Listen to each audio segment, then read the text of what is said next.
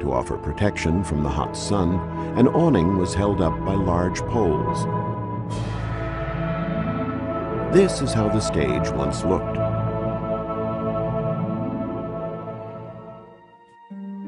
Unlike the theater, this bakery probably couldn't offer its products for free, but the store still saw plenty of business. The ancient inhabitants of Pompeii were great consumers of bread, as everyone could afford it.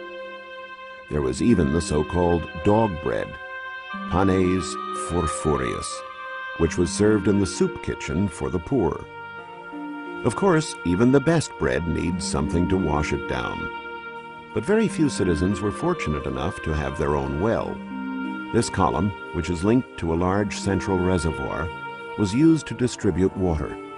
Records have provided some idea of what this junction looked like.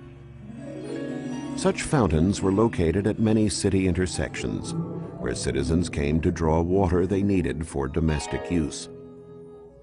The wealthier citizens who lived in Pompeii's most famous houses had it a lot easier. This one is called the House of the Vetii. Two brothers descended from a family of freed slaves who made their fortunes in business.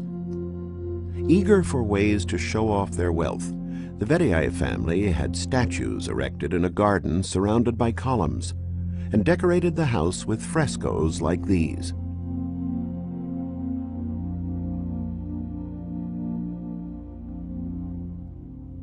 Another noteworthy residence was the so-called House of the Faun. This luxurious home covered an area of more than 32,000 square feet, almost a whole city block, and was made up of countless rooms. The villa was adorned with many statues. This bronze figure was the centerpiece of what was called the impluvium, a basin used for catching rainwater that came through a hole in the ceiling. The house belonged to a woman named Cassia. Archaeologists found her carbonized body, along with earrings, a ring, and other jewelry held in a small bag. Another grand manor was the Villa of Mysteries, which lay outside the city walls. It was a farm that specialized in the making of local wines with names like Vesuvino. This is a reconstructed wooden press, identical to the ones used 2,000 years ago to crush grapes. However, the last owners of the villa, which takes its name from these frescoes, grew more than grapes. Their farm produced a variety of fruits and vegetables that they sold at the market in Pompeii. In a finding nearly as remarkable as the city itself, archaeologists have discovered the perfectly preserved seeds of many of the plants cultivated in Pompeii. From such evidence, we can see how agriculture played a vital role in the life of Pompeii. Each house had its own vegetable garden. For example, this is the garden of the so-called House of the Perfume Seller. Its owner planted olive trees in orderly rows with carefully tended hedges of myrtle and other shrubs. He also cultivated herbs, roots, and the flowers of many plants that were used as remedies against common illnesses. The Pompeians grew poppy seeds whose sleep-inducing properties they knew about, linen seeds used for poultices to treat bronchitis, or rue, wormwood, and fennel, which were used as they are today for cases of stomachache. Basil was not used in cooking, but to obtain a very delicate perfume that was very popular with women in ancient times. Many plants and flowers were not cultivated for their beauty, but to be used to make perfumes. They were diluted with the oil extracted from green olives, whose properties as a preservative were also known. Then they stored them in small glass jars. The various wines produced in Pompeii would be served in this ancient tavern. There were 118 such establishments in the city, which had a population of just under 10,000 people. In other words, there was one tavern for every 85 people. A famous night spot in Pompeii was the Tavern of Acelina, which lay on the Via dell'Abbondanza. This gives us an idea of what it looked like to its regular customers. Narrow and cramped, the bar was probably renowned not for its wine, but for its women. Their names were Smirina, Maria, and Egli. 3 working girls who were more than willing to supply clients with services of a sexual nature, which in all likelihood took place in a narrow room upstairs.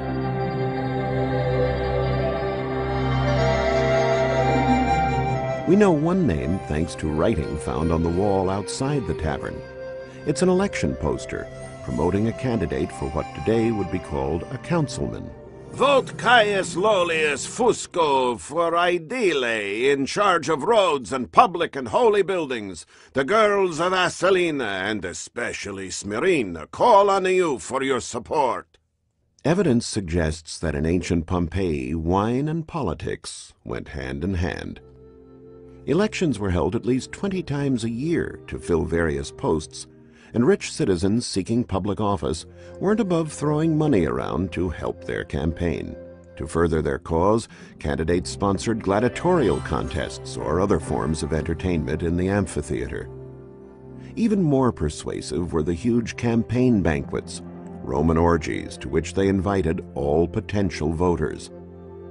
Naturally, they also put up election posters written on walls in red or black paint, which invited people to vote for a particular candidate with the help of a rather imaginative slogan.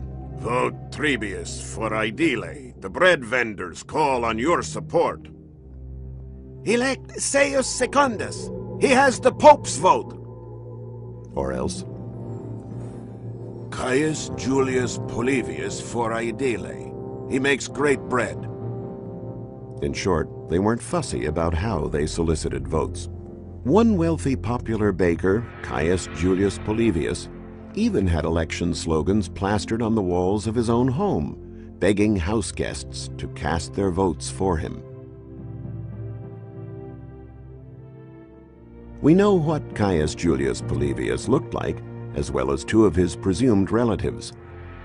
Using advanced reconstructive techniques and working from skull fragments found in the villa, scientists have created a series of model heads that allow us to see the actual faces of Pompeian citizens. Here is Caius Julius Polybius, an aspiring politician in the elections of 79 AD, with his aquiline nose, thin lips, and high, sloping forehead. And this is the face of one of his relatives, a man in his 30s, wide-nosed, bushy eyebrows, standing 5'7", almost a giant for those days.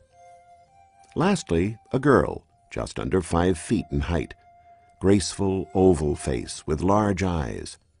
Imagine her with hair done up in a bun and skin lightly scented with a touch of basil. This person is Lucius Caecilius Jucundus, a banker whose expertise in writing sales contracts made his opinion much sought after. At the other end of the job spectrum was Caius Norbanus Sorice, an actor whose features befit that of a man of the stage. Proving that humor is truly universal, this amusing caricature is of a man named Rufus, a frequent guest at the House of Mysteries. The same human qualities that define us today were alive and well 2,000 years ago. All types of slogans have been found, revealing a people who knew how to look on the absurd side of life and weren't afraid to share a few intimate details about each other. Salvilla is a big fatty. How can anyone love her? Was written up on the wall of an ancient laundry, or fulonica. Another malicious gossip tells us that a certain Suavis dreamt of nothing but jugs of wine. And then there are writings of a lover. May Cupid's arrow kill me if I should ever desire to leave you. Written in honor of a beautiful woman by a bachelor endowed with a certain gift for poetry. The inhabitants of Pompeii knew how to get the best out of their simple provincial way of living. But one summer day, the passions, loves, joys, and daily life of the city would change forever by a power and destructive force greater than any Caesar.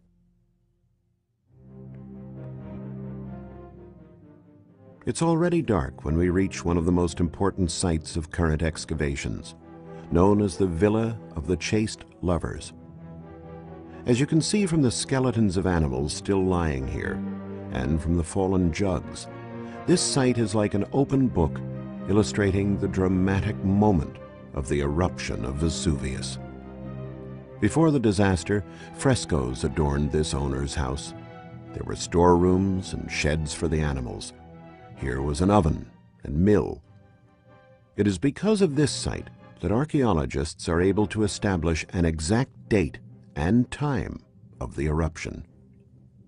On August 24th, 79 AD, at 1 p.m., a dark column of smoke and burning ashes erupts from the volcano's crater. But this devastation is just the beginning. Around 7:30 that evening, a series of violent earthquakes rock the city. All through the night, massive tremors shake the city of Pompeii to its foundations, and citizens flee for their lives. The next morning, despite the damage, many people go back to their homes to try to save their valuables. What they see is a ghost town of empty houses and thousands of lost souls wandering around. The situation during the city's final hours is now revealed by archaeologists, who envision an unending vein of horror. Between 6 and 7 a.m. on August 25th, the most dramatic catastrophe takes place. Masses of volcanic ash and burning gases rise thousands of feet over the crater and then begin to engulf the city. Red-hot sulfurous smoke sweeps down from the side of the volcano at more than 100 miles an hour.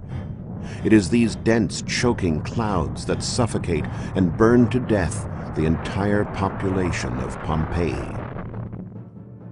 There is no escape. More than 2,000 people die. And the death toll is still rising as more bodies are uncovered. 250 years after the excavations first began. Covered by tin, this is the body of a boy of about 12. These other bodies are of people who were trying to take cover from the fury of the volcano, their moment of death frozen in time as they tried to escape. How could this entire population have been so unaware of the imminent danger lying in wait? A Greek scientist named Strabon had warned the Pompeians about the risk of an eruption of Vesuvius a full century earlier, and yet this fresco shows they continued to regard it as a peaceful mountain covered in vineyards and olive trees. Today, as visitors survey the historic streets of Pompeii, the wonders of rediscovering this ancient civilization override the horrors of its tragedy. But it's a bittersweet chapter. The German poet Wolfgang Goethe wrote after his visit here in the 18th century, "Never has any similar tragedy given such joy to the generations that followed." Over 2 million people visit Pompeii every year. They come to see its art and marvel at its architecture, but most of all, to pay tribute to a society not so different from our own. A people who shared the same hopes, ambitions,